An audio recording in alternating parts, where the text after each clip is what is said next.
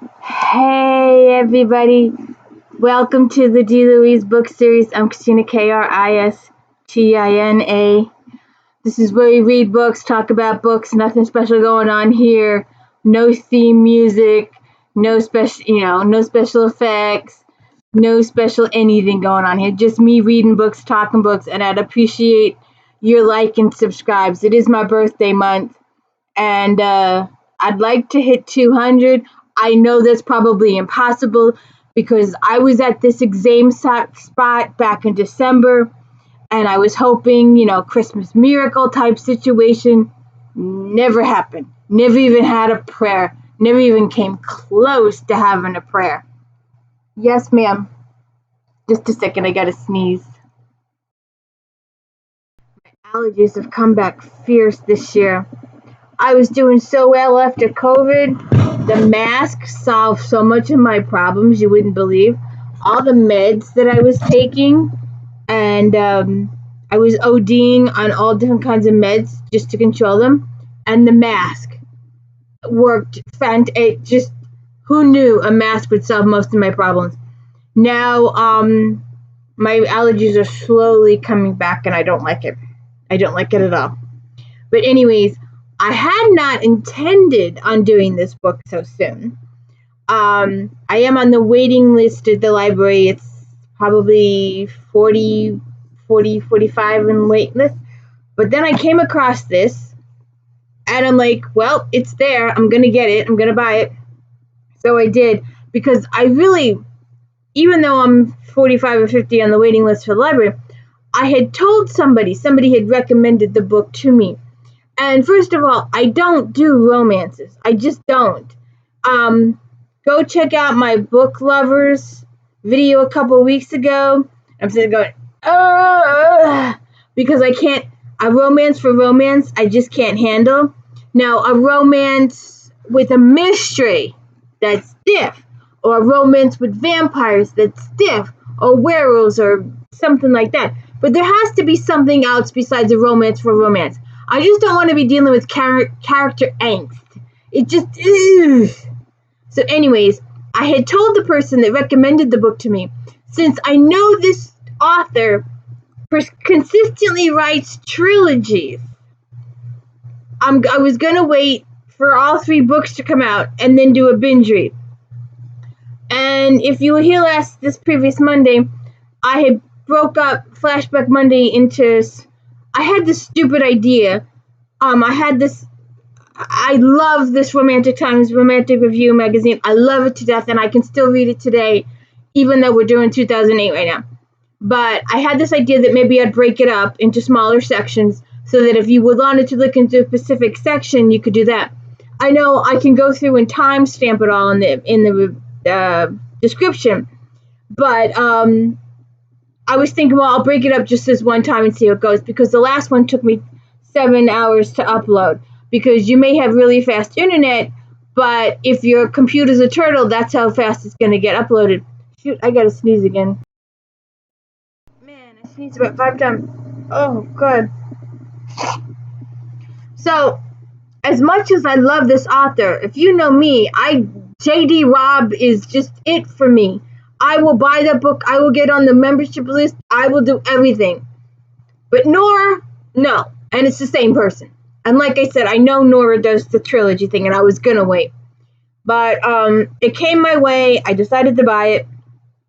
So here I am. Inheritance by Nora Roberts, a.k.a. J.D. Robb. And there is so much going on here that I actually read this book 3 times. Seriously, 3 times in 2 days. I read it 3 times because I was like, I didn't know what to pay attention to. I didn't know what to pay attention to. I didn't know if I should pay attention to the characters or should I pay attention to the events. And I was trying, because it's a new trilogy or a new series type situation. I was going to I always make my spread charts with the new characters because it's too, with Eve Dallas, I just know everybody by heart. And with Boxer, James Patterson's Murder Club, I know all the characters. But this was a whole new thing for me, a whole new field, a whole new territory. I've not read Nora Roberts before, except for Remember When, which is an Eve Dallas thing, and Big Jack, which is also an Eve Dallas thing. But anyways, I got into this, and I started reading it, and it was really interesting and intriguing because there is a mystery with this. So there is, but it's so multi-layered, and there's so many details. If I could just stop sneezing. So anyway, The Inheritance, Nora Roberts.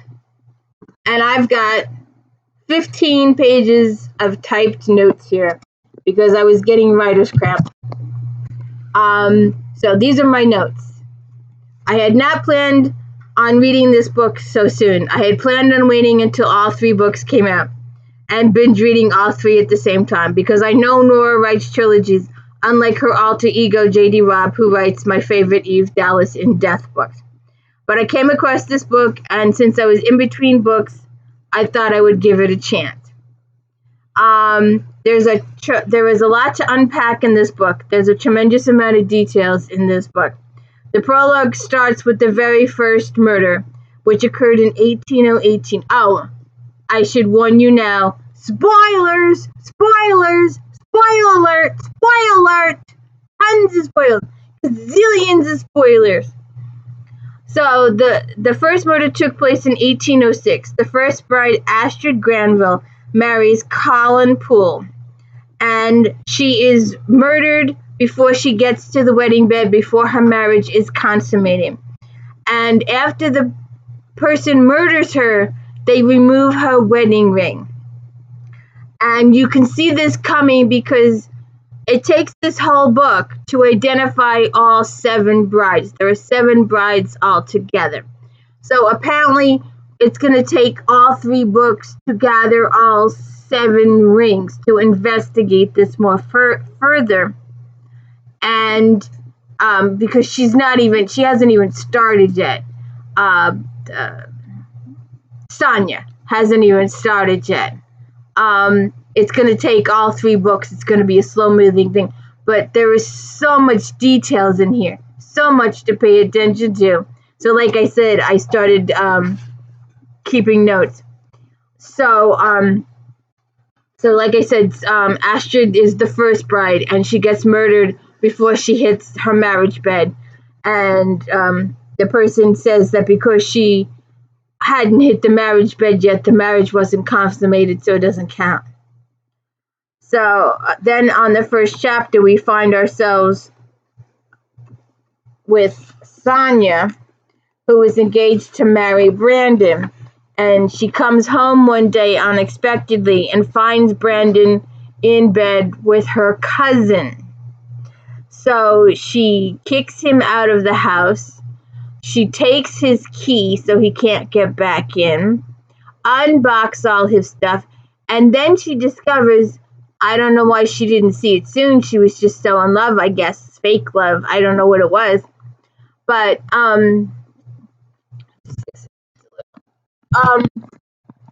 sorry about that. She is so, she didn't see it, but when she's packing her stuff up, she discovers that Brandon had occupied 75% of the house and she only occupied 25% of the house. So there was some stuff going on there. She just didn't see it. And Sonia's mother is named Winter and her sister is named Summer. Just okay. So she has a best friend, Cleo, and Cleo becomes a very important part in her life. So she decides to quit her job and pursue her career as a freelance artist because Brandon works with her. Let her go. If you watch my New Year's Eve, I identified Sid culprit on my New Year's Eve podcast. Let's see. Let's let her finish. Oh, that's it. No bongs. Okay. So she's decided to quit her job because she works with Brandon at the same place. And she's going to go solo. And then the next day, Oliver Doyle arrives, and he is the attorney for Colin Doyle. And he informs her that Colin Doyle was her uncle. And he informs her, unknown to her, her father had a twin brother because her father was adopted, and they knew that, but they didn't know the circumstances beyond that. And he tells her that her father, Andrew McTavish, was born March 2nd, 1965, and he was adopted by Marcia and John McTavish. He then proceeds to tell her that she inherited an entire house. It's so big, it's almost a castle. And if you see it here, there you go. There's a picture of the castle house. So he proceeds to tell her that she's inherited an entire house, almost a castle. It's so big, and it's up in Maine. Stephen King territory. Ooh. And there is enough money in the house, and a trust has been set up. The estate's accounts have been all set up so that the monthly taxes, the bills, everything on this place is permanently established, and it will support her forever. That's the way the estate's been set up. So she's got X number of time to decide, and she decides, I'm just going to go for it. She's just going to move up to Maine. She can do her job. She's a website developer. She can do it from Maine. She can do it from anywhere. So when she gets there, Trey Doyle, the son of the attorney, greets her and says to her, "Welcome to the Lost Bride Manor." He tells her it was named Lost Bride Manor by the locals centuries ago. He tells her the house was built by Arthur Poole 200 years ago. He built it for his first wife, Astrid Granville Poole, who died on her wedding day, and her wedding ring was removed. And he shows her some other rooms in the house. She also sees a painting that was done by her father, and she has no idea or doesn't understand how the painting arrived to be in this house. She did not know if her father knew his brother or not. She has no knowledge of if he had a relationship or whatever. So she decides she really likes the house, and she could see her living there for many years. And Trey also works for the firm. He's part of the attorney system. And wouldn't you like to inherit an old house with historical documents? Oh, and if it was your family, wouldn't that even be better? All that old stuff, all the documents, all the history. Don't you just love history? Wouldn't it be fantastic? But there's so much. I know the house is in here, but I would like to see the tree too. But I guess seeing the tree would give it away. The family tree, the genealogical tree. So then he gives her, he tells her he works for the firm. He gives her all the emergency numbers: fire, hospital, rescue, grocery store, where everything is. He gives a little information on that. And they also discuss about the house being haunted. And I like the quote on that says, Colin says, Colin never put in a security system, never saw the need. We can arrange for that if you decide you want one. And she replies, a lot of good that will do if I'm going to need Ghostbusters. Who you gonna call? Ghostbusters. Who you gonna call? Ghostbusters. All right, I'm an 80s person. I live for the 80s.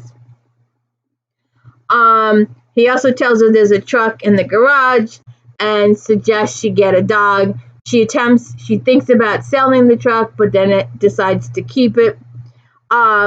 She does a video call with Chloe. Then other things start to happen around the house. And I was just, as I was reading the book, I was saying the house did this, the house did that.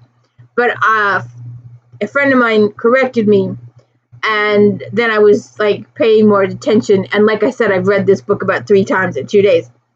And I went back and read. So apparently there's two or three separate entities in the house.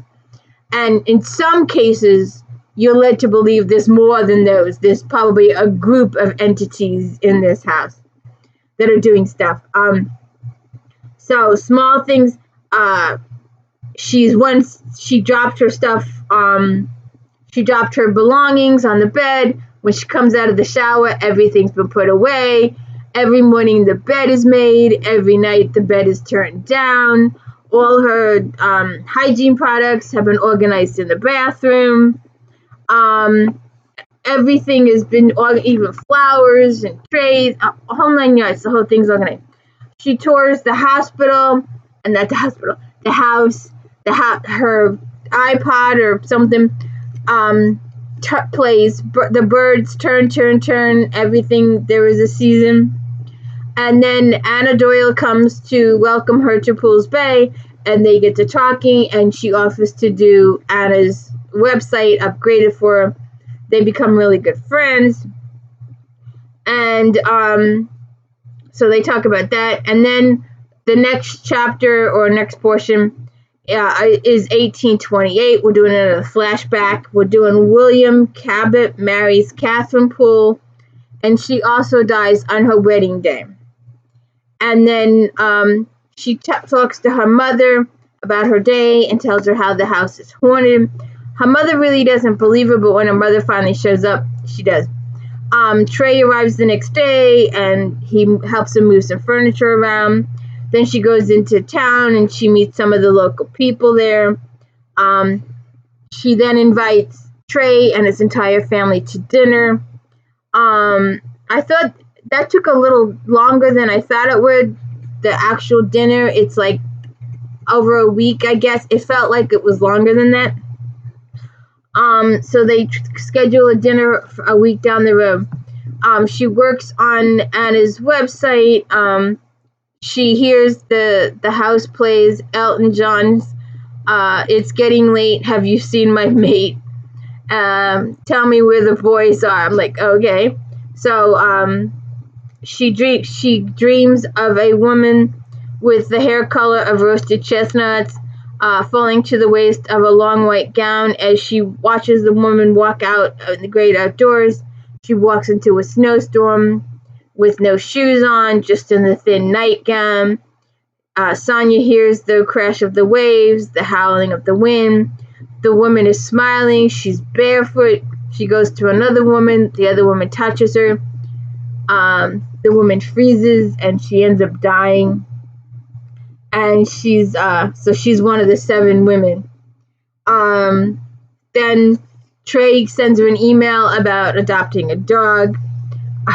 She spends the day working on websites and stuff like that. And her tablet plays "Works Hard for the Money." That's Donna Summer. She works hard for the money. And then she's let me see. You know I have to share books. When I do these books, I have to share them with you. So she read the foreword where Deuce explained his interesting genealogy and his hopes that the book would provide a connection to those who came after with those who came before. It opened with the family tree meticulously documented on a 2-page spread. It started in the early 1600s. Now, I would have liked to have seen the tree. They had 11 children. 2 died in infancy, another before 5, and another at 16. And how do you get through that? I don't know. She followed it down, but would look at details later. And then there was her father and his twin brother, his mother's name and the date they married, the date her father died. The woman Colin had married, the date and the date of her death the same. And there her name connected to her parents. So many on those branches she realized she never thought about it. The only child of an only child, she believed, on her father's side. 1 aunt and 3 cousins on her mother's. Now there were so many more. Tucked up, fire simming, she worked her way through Arthur Poole, from Liverpool, who made his home in Maine and founded the family business. An adventurous man, she thought, as her eyes began to blur. Making his way across the sea at the age of 17, heading to a brave new world and leading the one he knew behind. Shipbuilder by trade after years of apprenticeship. By the age of 24, he started his business and married a wealthy young heiress named Letitia Armand, and began building what became Lost Bride Manor. They had twin sons followed by 3 daughters, and had been married for nearly 25 years before he died. He fell off a horse. So his son Colin inherited the manor, continued his father's expansion of the original structure, while he and his brother ran the business. A few months later, Colin Poole married Astrid Granville, and tragedy, she died on her wedding day. So that was that. And so she starts talking to the house, and she says, I read about you last night, about you and Colin and the crazy person who stabbed you. Hester Dobbs killed him too. What do you think about it? He hanged himself apparently because he couldn't live without you. Her tablet started playing Taylor Swift Lover. It seemed Hester Dobbs escaped from her cell shortly before she was to be hanged for Astrid Poole's murder. I'll need to leave her dad from the seawall at the manor after Colin Poole's suicide. Various tools of witchcraft were found in her cabin. She turned to Colin's twin, who would inherit the manor at his brother's death. By all accounts, he lived a happy life from childhood through his own marriage. Chapter 2 is part 2 is the manor. While exploring the house, she comes across a portrait of Joanna, the third bride.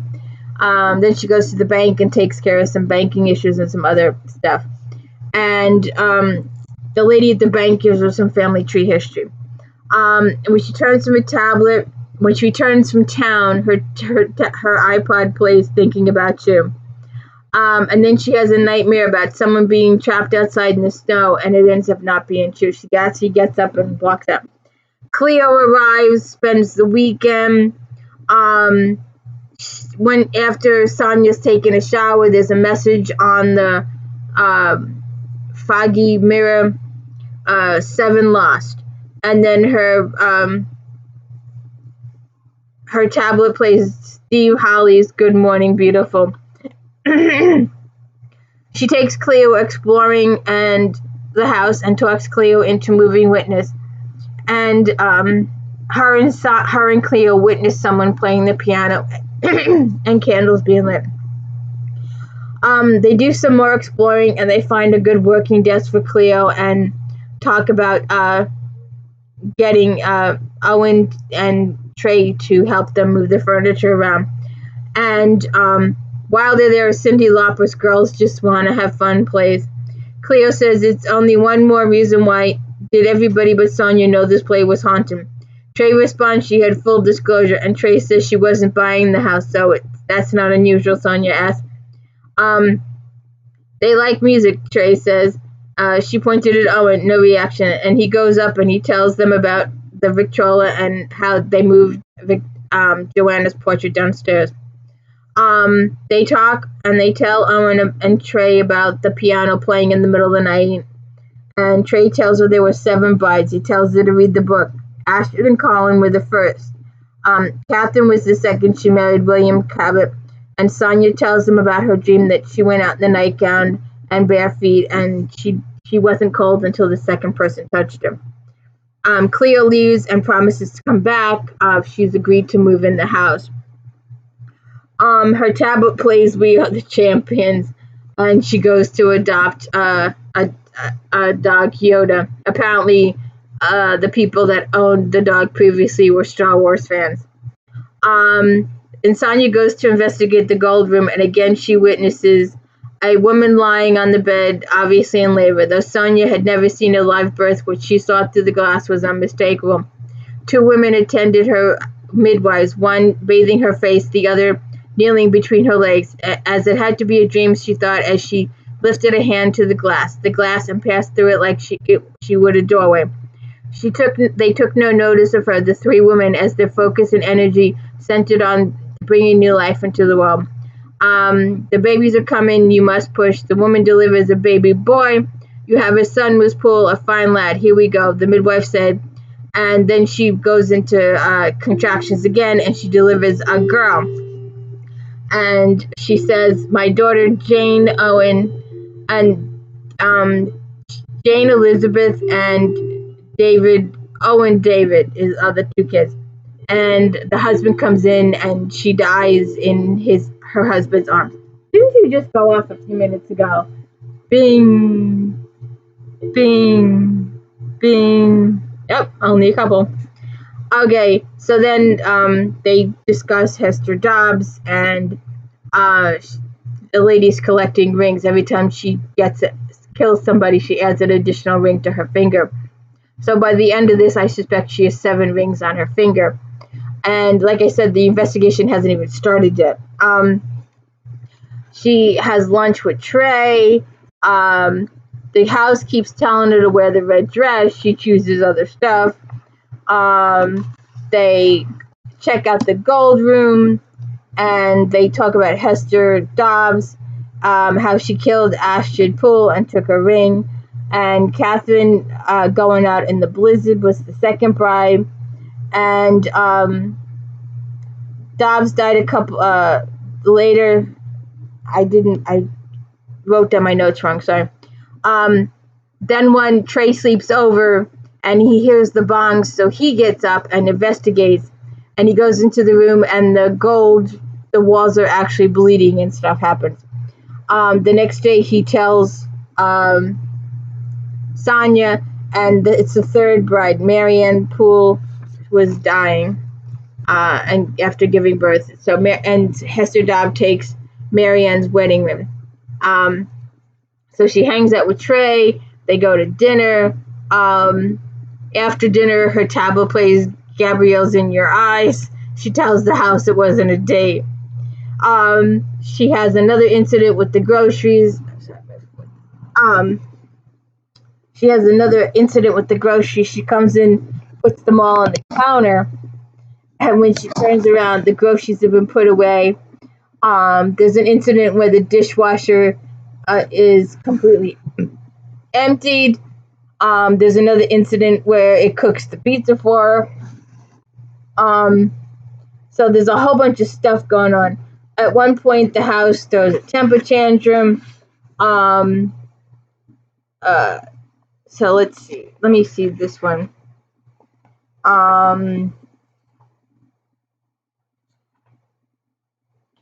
As she started to deal with the unquestionable mess she made, she heard a mechanical hum.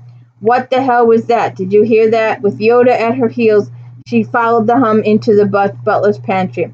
That's the dumbwaiter, isn't it? Oh shit, that's the dumbwaiter. And she goes and she opens the dumbwaiter, and she says it's the limojis. I have no idea what a limojis is. I probably should have looked it up. This is hand painted. Look here, it's a wedding gift. It's painted on the back. For Lisbeth on her wedding day, June 12, 1916. She was one of the brides. I remember her name from the book on the family tree. Juice did. I guess someone thinks I should use it. And then David Bowie starts singing Right. So yes, the house or the ghost or whoever it is wants her to use this particular tray to serve the pot roast on that she's going to give to Trey's family when they eventually show up. Because I'm sitting there, keep waiting for them to show up, and there's like a whole stretch of time before they actually show up.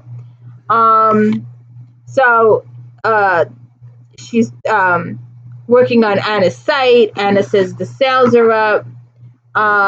She meets Trey's parents, Deuce and Corinne. They ask her how she's enjoying the haunted house. She says she's learning to live with it. Connie asks Deuce if Sonia knows the history of the family. Let's see. I've given her bits and pieces. I've been reading the book, Sonia said to Deuce, the Poole family history, and I've been documenting the incidents. That shows a practical nature, Corinne commented, then took another bite of beef. That would be helpful in a move like this. Poole's Bay and the Manor are a world away from Boston. A good quality for a woman building her own business, I think. Honesty would be another key, wouldn't it? If you're not honest with the client, you lose the client. Corinne nodded as she ate. Honesty in business and in personal matters is essential to building relationships, and yet you weren't honest with us. I'm sorry? You said you weren't much of a cook, and I'm finding myself a little irked that your pot roast is better than mine. And she says that she used her mother's recipe, and her mother helped her with it via video chat.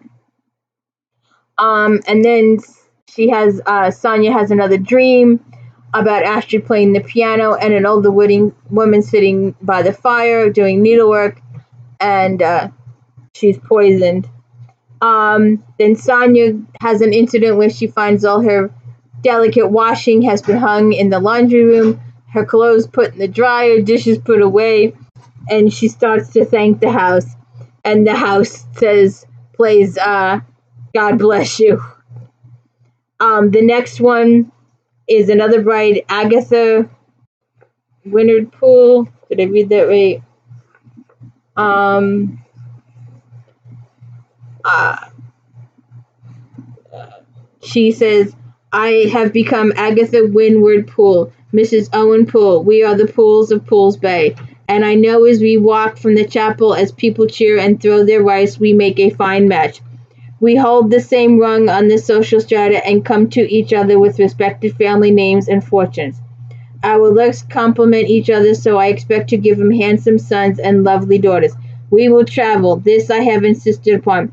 While we will make our home in the manor above the sea, we will not be chained to it. A pied-à-terre in New York will be essential to taking and holding our place in society. We will, of course, make a crossing to Europe for our honeymoon, where we will spend 3 months at the best hotels in Paris, Rome, and London. I will be the wife he needs, as he is the husband I deserve. And she talks about the village and stuff like that. And she says, but today is a day of feasting and celebration. Though I could not include Jane, my husband's twin, in my wedding party, as she is heavy with child, I embrace her when we arrive at the manor. We are sisters now, after all. And she talks about the party and the celebration after the wedding. And then she says, something sticks in my throat. I reach for a glass. I am suddenly short of breath, dizzy. Too much champagne, I think, but now my throat is closed. I can draw no air. My heart is palpitating. I cannot breathe. The plate slips to the floor, and so do I. I am flushed with heat, fighting for breath as the world spins. I hear voices. Who are they? Who are they? I see Owen. I am in his arms. I cannot speak. I reach for him, but my arms are so weak. I know fear, such terrible fear that clings to me as I die in my Worth gown on the ballroom floor. I see the woman in black walk in. Why don't they see her? I would call out, but I have no voice. She takes the ring from my finger, the beautiful wedding ring designed only for me. She puts it on her finger where she wears 3 others. She looks at me, and I'm so afraid. She looks at me and smiles a terrible smile, and I'm still more afraid still. Then she is gone, as am I. So it's just really, really creepy. So Lane calls her from the beginning book. It really doesn't matter. That's just then Trey comes by later and she tells him about Astrid and another client. And he tells her that he has seen the ghost personally when he was little, and then again when he was a teenager. And in the middle of the night, he has a thing. When Sonia sleeps through it, he hears the clock ring at 3 o'clock in the morning. Apparently, that's going to be significant. We don't know what the significance is yet. It might be in the next book or so, but they talk about it. And it's frustrating that they don't do more investigating in this book. I would have liked a little more investigating, a little more research. But apparently, when you write a trilogy, you got to stretch it out. So there's going to be some things left for the next book.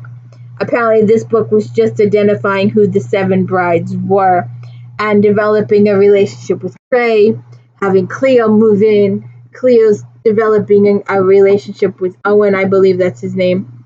So it was good, but there was a lot to unpack. There was a lot of details to follow, and I'm curious about the next book though. But it has some interesting pictures. See if I can pull it up. It's a little more of a close-up of the manor. But it's interesting, and I hope you would check it out, and I will hope you give my channel a like and subscribe. We will move on to some more James Patterson's, and Battle the Lady I just did. I'm checking it out.